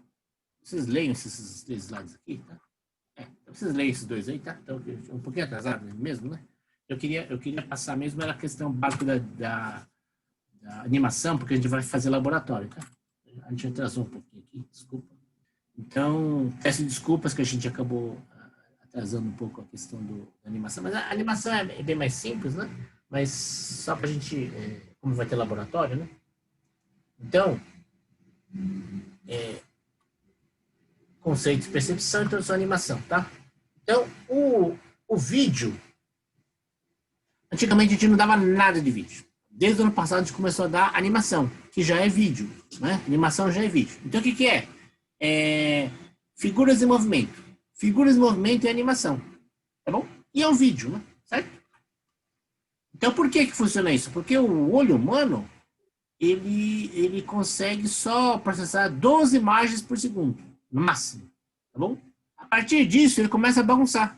Se a taxa de troca de imagem é maior do que 12 imagens por segundo, ele começa a bagunçar, tá? Então, o máximo que ele consegue distinguir é 16 milissegundos, né? Okay? As pessoas conseguem detectar uma imagem se ela, então, mesmo que ela apareça 13 milissegundos, a pessoa percebe. Ela não sabe exatamente o que aconteceu, mas ela percebe que aconteceu alguma coisa. Em 13 milissegundos, né? Então, entre 100 e 400 milissegundos, né, pessoal? Fica alguma coisa. Ela não distingue bem o que é, mas já fica alguma coisa, tá? Perdão, ela memoriza. Entre 100 e 400 milissegundos, ela consegue até memorizar. Entre 13 milissegundos, ela percebe a diferença, mas entre 100 e 400 milissegundos, ela até ela fotografa. Tem gente que guarda. Tinha um seriado, esqueci que é o seriado. É lógico que você acha que é mentira, né? Mas tinha um seriado. Que a menina, ela a detetive, não sei o que era, ela entrava no lugar e beleza. Ficou olhando tal. Depois, ela ficava lembrando detalhes que ela não tinha percebido na hora que entrou, porque a memória dela tinha guardado. Então, se a gente ficar 400 milissegundos olhando as coisas, a gente memoriza, e tem gente que parece que recupera mesmo. No caso do seriado, era um absurdo, assim, de mentira. Ela conseguia ver gente que estava atrás da outra, marca de roupa, não sei, caneta de cor de caneta. Então é tudo mentira, acho, né? Mas de fato o que acontece é que a gente tem uma memória visual que a gente não percebe o que é, mas depois a gente consegue, a gente tem essa memória, o cérebro guardou, tá? Então aqui eu tenho a persistência, né? Então persistência Ixi, aqui acho que tem alguma coisa errada aqui no slide. Tem uma coisa no slide aqui.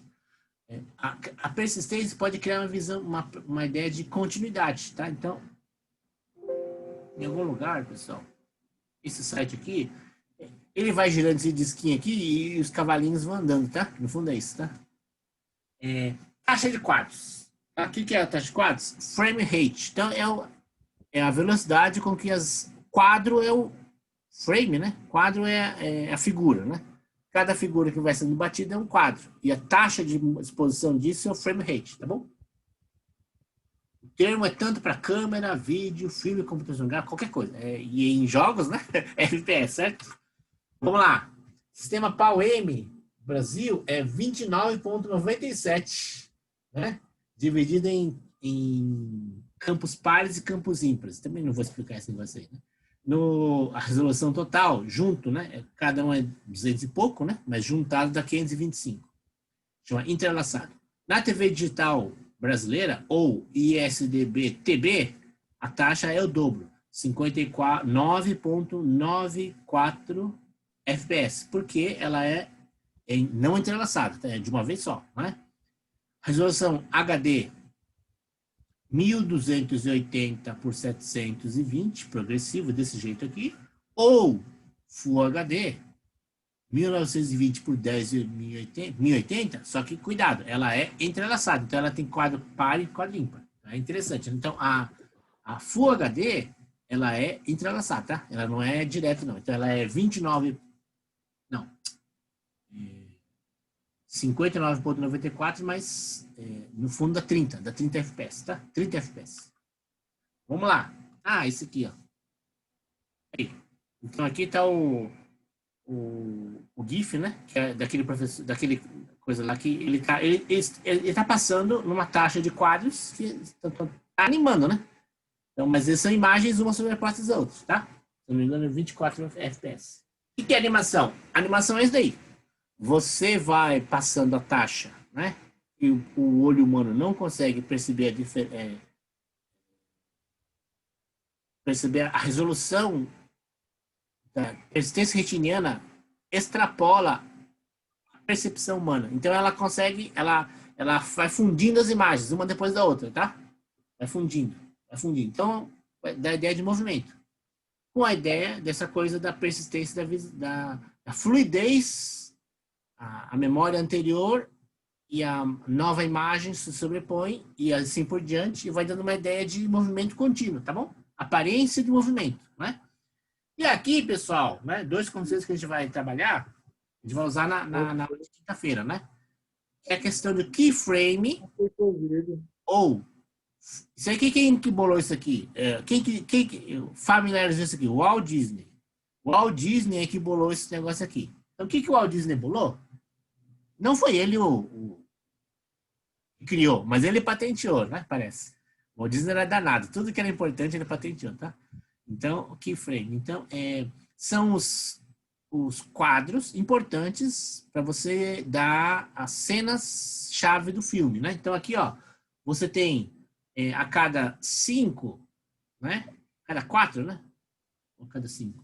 Aqui, mas sei lá, cada 5, um importante. Então, né? Pula outros, Então, mas professor, perdeu a informação. Sim, mas olha aqui, né? Eu tenho a bolinha aqui, então, aí, se você não precisa desenhar todas, porque você pulando as bolinhas, né? Os lugares dela, você acaba reconstruindo a movimento. Aqui o caso, né?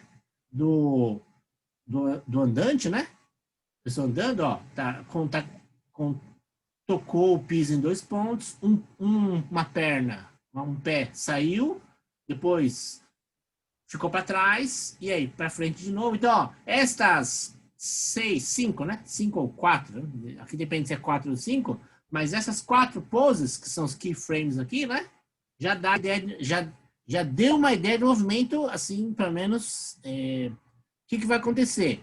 Mas, quando você faz isso sistematicamente, tá? Então, os keyframes são esses em vermelhinho. E alguém, então é que o Walt Disney, por isso que eu falei que foi o Walt Disney. O Walt Disney fazia só os keyframes e contratava desenhistas para fazer a interpolação. A interpolação chama-se twinning. Twinning é cópia. Ele vai copiando com um pouquinho de mudança. Então, tudo bem? Então, o Walt Disney fazia só o keyframe, primeiro e o quinto, e aí os desenhistas que ele ia contratando, né? Certo? Então, em vez de o Walt Disney, que entre aspas, ganhava 1.000, contratava o desenhista por 50, né? E o cara fazia lá 4 desenhos para ele, e aí esta sucessão 24, 30, em geral é 24, 48 figuras por segundo dá um movimento, tá? É o exemplo aqui do Walt Disney mesmo, né? Então, aqui são só os keyframes e alguém ia interpolar aqui no meio, tá? Juntar mais os 4, mais, né? 5 cada um, para dar 6, né? Então vai dar o 24 FPS, tá bom? É assim que é feito. Então, como é que é gerado isso, pessoal? Então a gente não, mas os softwares já fazem, né? Quem faz isso? A GPU. O que é GPU mesmo, pessoal? O que uma GPU faz? É a unidade de processamento de vídeo do computador. Assim, mas isso aí é o nome dela. Mas o que ela faz? Esse é o Ela, ela GPU, hein? faz tanto os cálculos matemáticos para gerar a imagem, como ela mostra a imagem na tela, né? Boa. Coloca Boa. textura nos objetos. O decodifica. É sim, o codifica e decodifica. O Fábio falou, né? Codifica. Então, ó, a GPU faz isso aqui, tá escrito na tela, pessoal. Por isso que eu botei na tela e perguntei, né? A GPU faz tuning.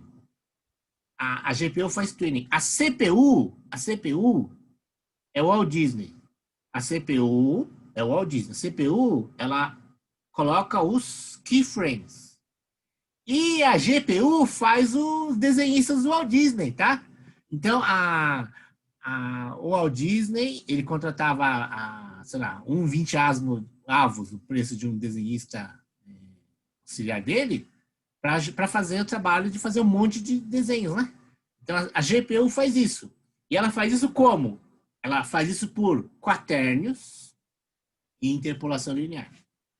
Então, quaternios são essas contas que o Felipe falou, matemáticas, são contas com quaternios, tá? Isso é quando é 3D. Hoje em dia, quase tudo é 3D, tá? 2D não é feito assim, mas 3D é feito com quaternios. Então, quaternios são mais eficientes computacionalmente, mas cada vez que se interpola, o quaternio deve ser normalizado. Então, você faz conta com quaternio e normalização, tá? Depois, ângulos de Euler, a gente até vai usar, acho que a gente vai usar, né? Sim, acho que no laboratório a gente vai usar ângulos de Euler. Porém, eles são computacionalmente ineficientes, né? Computacionalmente no sentido de animação. Twinning, né? Que a gente viu no slide anterior, eles são muito bons com quaternio. Felipe, seu áudio tá, áudio de alguém tá ligado, Leonardo, né? Dá uma desligadinha aí, tá? Então, dependendo do tipo de animação, pessoal, você muda a taxa de keyframe. Por quê? Por exemplo, você tem uma roda girando, paz de helicóptero, não precisa ser 30 FPS, né? Bola quicando, pessoa dormindo, né? A boca, né? Não precisa ser 30. Você põe 10 FPS, tá bom. 30 FPS, exatamente. 30 FPS é quando as cenas, assim, né? A ação, a bala, né? A bala em geral até mais, 120, né? Mas o normal é 10 FPS. 10 FPS para esses casos aqui, tá? Ixi, Maria, então não vai dar tempo aqui, né? Vou dar uma resumida boa aqui, pessoal. A gente tem, o professor Celso preparou 4 tipos de animação, né? Então, a tradicional é o que é o que o Walt Disney fazia e hoje em dia o pessoal faz com tablet, tá bom? Então, desenho digital, né? 2D feito com vetor, tá bom? Então, você faz vetorização da sua imagem e mexe os vetores. E wireframe. Wireframe. Então, figura de arame, né? Palitinhos. Esse pé aqui é o wireframe, tá? Certo? O 2D visualizado é esse aqui também. 3D por computação gráfica. Aí já é a GPU. A GPU a 2D também pode ser sprite, né? Mas a 2D simples é vetorizada e a 3D por computação gráfica, né? Pode ser feita com a GPU. Pode ser feita sem GPU também, mas com a GPU mata o computador, né? As técnicas de animação 3D têm muita semelhança com o stop motion. Stop motion é a massinha. Quem já fez animação com massinha, né?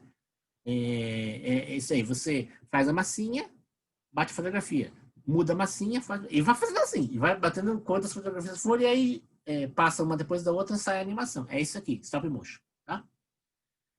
Por computação gráfica é o que a gente usa no Unity. A gente não vai fazer isso no curso nosso aqui, porque o curso nosso não dá tempo de você ficar programando em cima do Blender, etc, né? Mas você poderia fazer com o Blender. A gente faria as coisas com cinemática inversa, a gente fala, né? O que é isso? Você tem uma mecânica, você tem um motor de mecânica no software, e aí você utiliza o motor de mecânica, tá? Então, quaternions e modelo físico, modelo de atrito, modelo de bouncing, modelo de água, né? Modelo de vento. Por isso que tem simulador de túnel de vento, porque você tem modelo de vento. Tem modelo aerodinâmico e modelo de vento. Você junta os dois, você tem animação por 3D por computação gráfica, tá? Ray Tracing, que dá brilho, né? Tá? Inclusive brilho metálico, da transparência, né? Ou procurando o Nemo da transparência. Então, você faz toda essa parte de modelagem e depois você renderiza. Renderizar, basicamente, é completar os efeitos que a luz teria para fazer no meio do seu software, da sua tela. Né? Stop Motion, já falei, né? Não, perdão. Esse que é o da massinha. Então, o que é esse anterior aqui? Sim, Stop Motion aqui, ele é da foto, né? Tá? Das fotos. A mais comum é a da massinha, tá? Você pode fazer Stop Motion, né? Você faz Aliás, ano passado eu pedi que a pessoa fizesse o laboratório assim. Vai tirando fotografia de vocês, né? Assim tal. E aí fez uma animação no Maya. Né? Então, você pode fazer também. Talvez até eu peça para fazer. Eu não lembro como é que vai ser. Mas pode ser que tenha no laboratório assim, tá? Puppets é com bonecos, né? Então você faz a animação, a mesma coisa que a massinha, você faz, né? Sabe aqueles fantochezinhos? Então, você vai tirando as fotos com os bonequinhos mexendo, né? E aí você passa eles um depois do outro, tá? Recorte. Recorte você pode fazer com papel, né? Então, tem gente que faz na internet animação com papel, tá bom? O que a gente faz com criança, né? Silhouette é papelão, exatamente. Aí, mas aí é no preto, né? Preto no branco, etc. Tá bom? Isso aqui é o pessoal de teatro de revista não. Teatro de Muppets. Alguns faziam essa parte aqui de silhuete, tá? Então o Lego faz isso aqui, né? o Lego monta o Lego e vai mudando. Não é massinha, mas vai mudando ele, tá? Então, logicamente, esses desenhos do Lego não são feitos assim. São feitos em 3D mesmo, tá? Pixelation, tá? Tem vários jogos que são pixelados. Você vai fazendo figuras. Esqueci como é que chama esse sistema de arte. Impressionismo, né? O impressionismo é feito dos pixels em coloridos, pontinhos coloridos. Mesmo sistema do pixelado, tá? Pixelado é aqueles computadores antigos, os videogames antigos que são pontos, né? É o sistema de animação com quadrinhos de ponto, tá? Então, só queria chegar nesse slide aqui, pessoal. Por isso que eu corri um pouco, né? Então, quem não tava, né, pessoal? Instalar o Blender 2.8 alguma coisa, tá? 2.8, 1.81, 82, 83. Se não me engano, está 83 no site. Mas vocês encontram aí, né? O 2.7 já é diferente. E o 2.9 já é mais diferente. Então, 2.8. Porque é o que a gente vai usar no laboratório, tá? Então, a gente vai usar... Ele suporta Python também. Então, a gente vai rodar a parte de DCT no Colab, eu acho. E a parte de animação, a gente vai usar o Blender, tá? Show? Então, a tarefa dessa parte aqui é o Blender. E o exercíciozinho anterior é um exercício simples que caía na prova. Não daquele jeito lá, mas caía bem parecido na prova.